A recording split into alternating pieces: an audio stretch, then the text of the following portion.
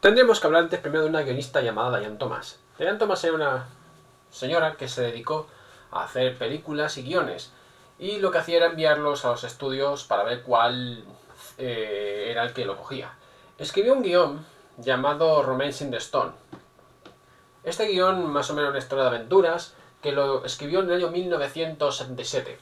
Basándose un poquito en sus influencias con haber leído novelas de estas románticas, y quiso darle un toque más aventurero, rollo con como rollo el tesoro de Sierra Madre, y lo mandaba a los estudios.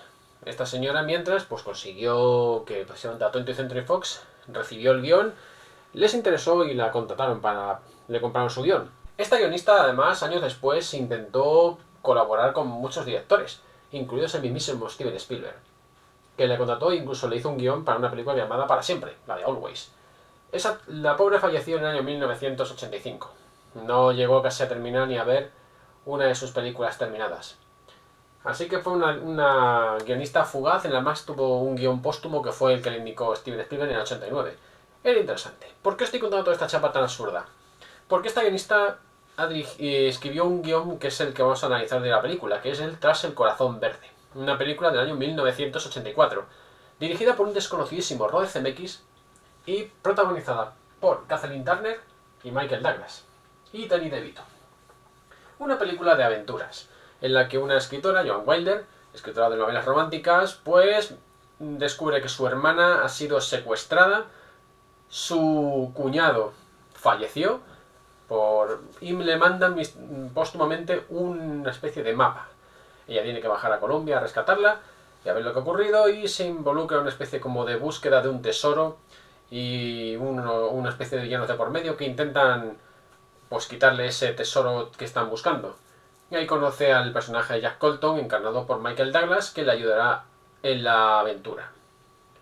En términos generales, la película recibió sobre todo una recepción muy extraña. Veréis, es una película que mucha gente la tachó de una exploitation de Indiana Jones, y en ciertos aspectos podemos considerarlo que en efecto es una exploitation. Hizo una búsqueda de un tesoro, un tío que se parece mucho a Indiana Jones, con un sombrero, un tío duro, y que se conoce un poco el sitio de pe a pa. Todo con un poquito de enigmas, algunas cosillas por aquí y por allá, y un villano malvado que tiene un final terroríficamente similar y sórdido como los malos de Indy. Se podría decir, pero curiosamente esta película, el guión se escribió en el año 1977. Es decir, muchísimo tiempo antes del, por ejemplo, En busca del arca perdida, que fue del 81. Se podría decir que simplemente es mera casualidad, o el mero hecho de haber salido antes Indiana Jones ha conllevado a provocar que esta sea una exploitation. Pero vamos a hablar un poco en sí de la película. ¿Qué tal es Tras el Corazón Verde? En general, Tras el Corazón Verde es una película que está bastante bien. No es una obra maestra, no es una de las mejores películas de todos los tiempos, pero es una película que se deja ver. Es una peli de aventuras, como el de la vieja escuela. Una película en la cual sabe perfectamente cómo va a ocurrir, qué va a suceder en todo momento. Pero el punto peculiar que tiene la película es quizás el tono romántico. Le mete un tono comedia de aventuras con una mezcla entre una buddy movie, pero con rollo de aventuras de búsqueda de un tesoro. Es la mezcla rara. La película en sí, lo más importante que tiene y lo que mejor funciona es la química entre Kathleen Turner y Michael Douglas. Son dos actores que además repitieron papeles en otras películas también, como por ejemplo en la secuela siguiente, que es la Joya del Nilo, y también en La Guerra de los Rose, en la que el mismo Danny DeVito les dirigió. Literalmente la película es la base, es el esquema principal de la película. Es todo, el tándem de estos dos protagonistas, Jack Colton y John Wilder. Lo llevan bien, están bien sincronizados y son personajes que funcionan perfectamente. No son tampoco personajes muy elaborados, muy bien construidos. Son personajes que encajan perfectamente, y yo creo que es por la química entre los dos actores. Lo que sí veo un poco negativo de la película, en este caso, que se podría decir de desarrollo de personajes, es tanto los villanos. Danny DeVito, no sé si es un villano, un antagonista, un personaje secundario, es un típico un macarra malhechor, una saltatumbas que quiere encontrar esa especie de gema o esmeralda que están buscando. Y que al final de cuentas es un personaje que directamente no sabes qué pinta en la película. Es un personaje que está ahí, hace algo, algún chiste de vez en cuando, está por ahí, pero vamos, no tiene nada de relevancia hasta casi al final de la película. O sea, le puedes quitar perfectamente del metraje y perfectamente la película funcionaría sola. Y por supuesto el gran villano principal, que es el comandante Solo, una especie de como general latinoamericano malvado, de típico gobierno militar de algún país de Sudamérica, que es malo y ya está. No tiene ninguna motivación, no sabemos qué está buscando, qué es lo que quiere de la gema, por qué quiere la gema, qué es lo que necesita, no lo sabemos. En parte me parece bastante innecesario y absurdo un poco las acciones que hace como matar gente porque sí, además fuera de su territorio, en territorio americano. Como por ejemplo matando al conserje al vecino de la película. O directamente cosas que yo no veo en ese sentido. O sea, si me quieres una motivación de que quiere la gema, pues porque, no sé, quiere controlar el país, o a lo mejor con el dinero quiere financiar un golpe de estado, o cualquier cosa.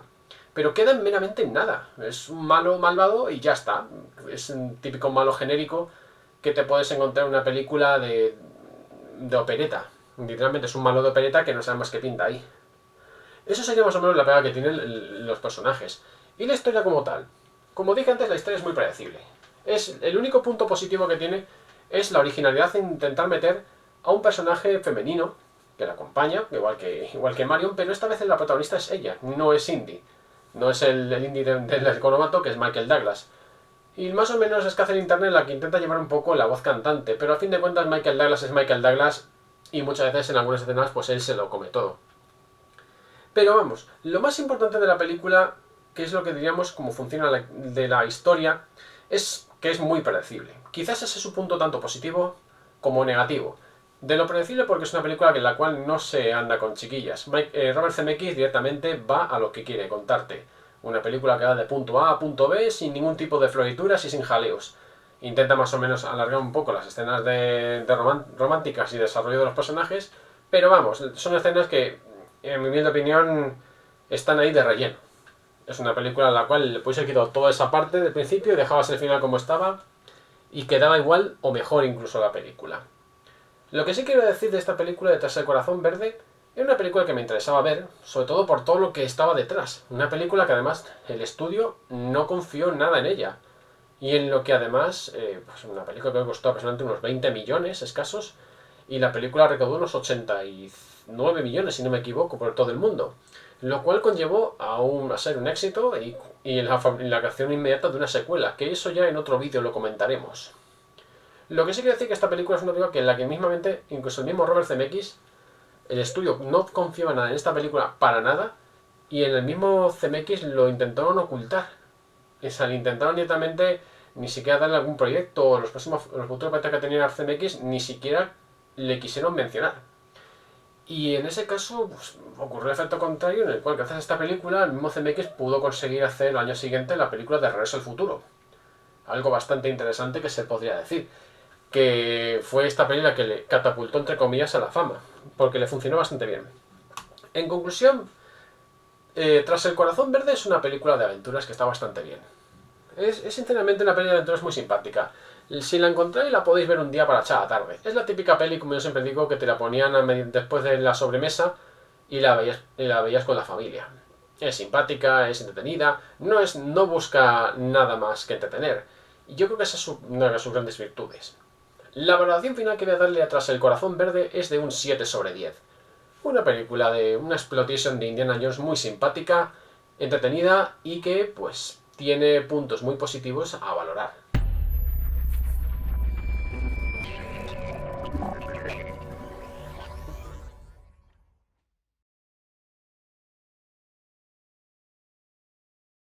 Y bueno, hasta aquí termina esta review. ¿Te ha gustado? Ya sabes, dale al like o suscríbete para poder estar al día de mi contenido. Nos vemos en un próximo vídeo. ¡Hasta luego!